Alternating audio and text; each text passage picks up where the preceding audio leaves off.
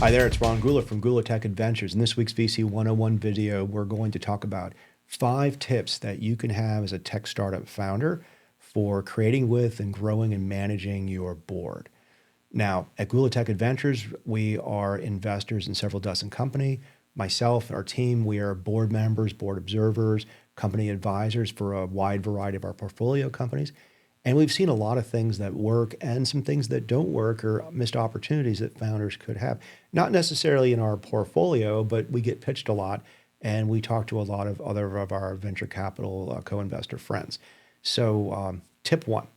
So the first tip is that, look, when you are a founder and you are growing your company, in the early days, you are the identity of that company. My company's name, but you're the founder, you're the CEO.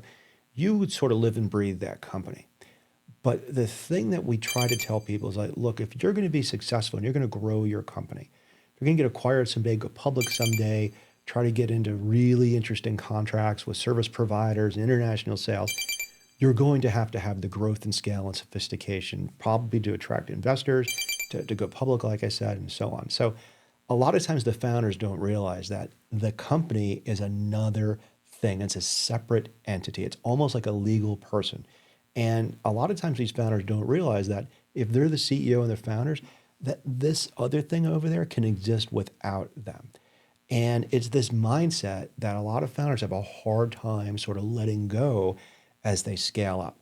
And it's really important to think about this, that if you're going to succeed and you want to grow the company, you need some sophistication. Not only do you need to surround yourself with really smart people to run the company, you need to build the appropriate board governance and guidance so you can grow the company correctly. So that gets me to my second point. We get to a lot of founders that when they show up for their first investment, maybe they haven't even made, their first sale yet they have a 5-person board of ex-generals, ex-movie stars, all sorts of walks of life, of people who might be pertinent to the company, but have nothing to do with the actual growth of a business going from either $0 to $1 million or $1 million to $10 million of ARR and so on. And it's tough because I just said, look, you have to prepare to have your company grow. So hats off that people are doing that. But if you're going to surround yourself with people who haven't grown a company and that's your goal, then the mistake you're doing yourself is not surrounding yourself with the right people. And this happens a lot. We'll get pitches a lot from startups where you look at their board and you look at their people and say, look, these people should have been advisors. And that's my advice. Like, you should not be giving somebody a right to do something for the governance of your company unless they've really done company governance in the past, right? Now, maybe you're a molecular biologist researcher and you want to contract with the world's best molecular biologist researcher. Great, contract with them. Make them an advisor, give them shares. Don't put them on your board unless they've grown a company in molecular biology. And that's the big mistake. So not taking advantage of advisors is that's always something that's interesting. Putting them on your board could be a big mistake. Now, the third thing is very likely that you are going to eventually raise venture capital. And this is where your first board members are really going to come that are outside of your founding team. And that's great. Somebody is so impressed with the company that you're doing, they want to give you a bag of money. And they said, by the way, we want to be a board member. We want to have board observer rights. We want to have some other kind of superpower things to go along with that. And it's this third category of these superpower things that a lot of founders don't pay attention to. They think that since they own 100% of the equity in the company and they just sold 10%, that they're still in control. And for the most part, they are. But a lot of times the investors have very, very specific things that they want to put in there. So for example, maybe in your early days, you have a local economic development authority and maybe they do investing and they say, you have to stay in the state of Maryland. You have to stay in the state of Texas. If you ever move, you have to pay this back with interest, or you can't move under penalty of whatever. That's a really small terms and condition that can have a dramatic control on where your company goes.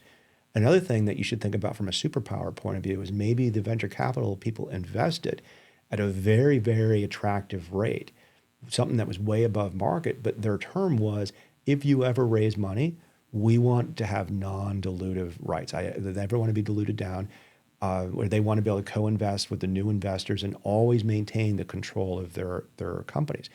This is the kind of thing that could be unacceptable to a newer class of more sophisticated investors. I've been bit by this. I've been on both sides of this with a lot of our companies. It has nothing to do with control of the company.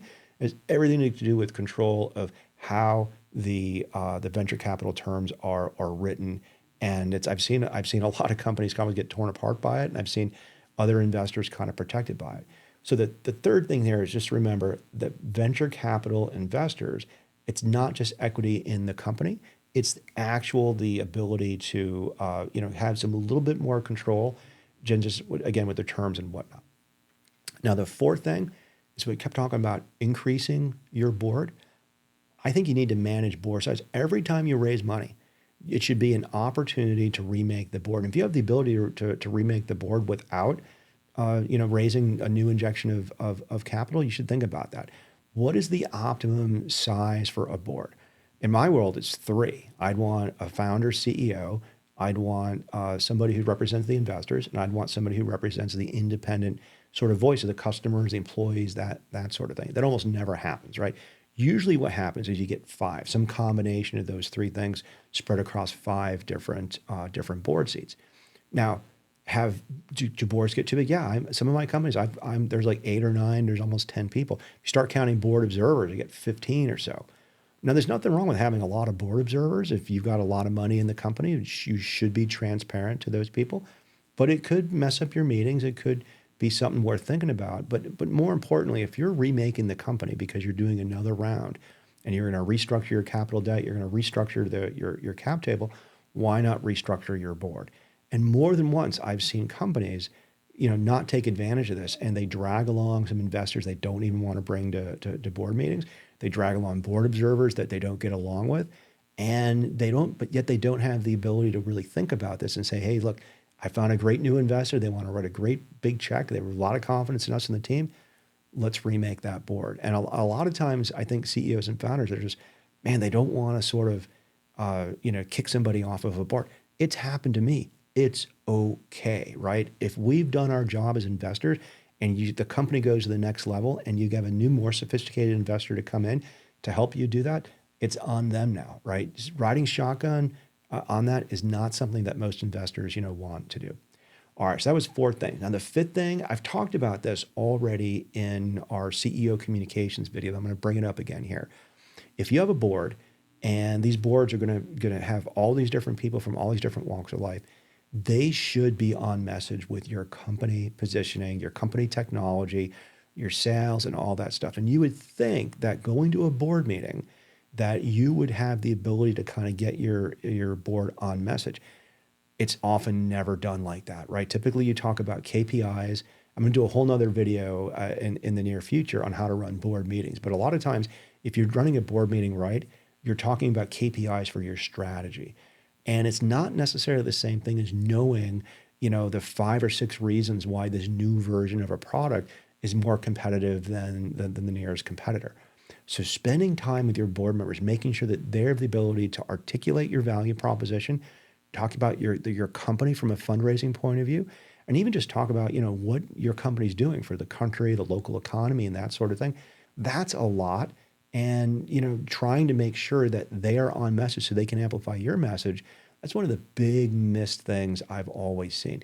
There's a couple of reasons for this. One, typically board members are a little bit older than the founders themselves. And a lot of times if you're going to I'll get a positioning call and I'll kind of push back, and that's fine. I get to do that. I've been in this business 30 years and stuff like that. But I'm always going to tell you that I know the person's positioning for every one of our portfolio companies. A lot of times with other board members, I can't really say the same thing, but it's really on the CEO to educate all those board members to the best of their ability to amplify that message that's out there. All right. So if you're a tech founder and you're sitting here going, man, I want to be successful, I want to grow the company, I just kind of told you how to kind of grow your board a little bit, right? You're going to have to start practicing small. You probably already have your board. You probably already a secretary, a president when you started your company. Hopefully you didn't add too many advisors that are board members, because that's a problem, right? Hopefully when you added your venture capital investors as your board members, you didn't forget what kind of superpowers they brought along that can limit your company. And if you're on your 2nd or 3rd or 4th or 5th round, hopefully you're thinking about remaking your board to something that's going to be much more energetic. And then finally, with every board you have, make sure that you're keeping those people on message and supporting you, and making sure that they're the best board members that you can possibly have. All right, look for another video like this in the near future where I'm going to tell you how to run board meetings, which can be very exciting and also takes a lot of practice and a lot of preparation, a lot more than I think a lot of founders realize.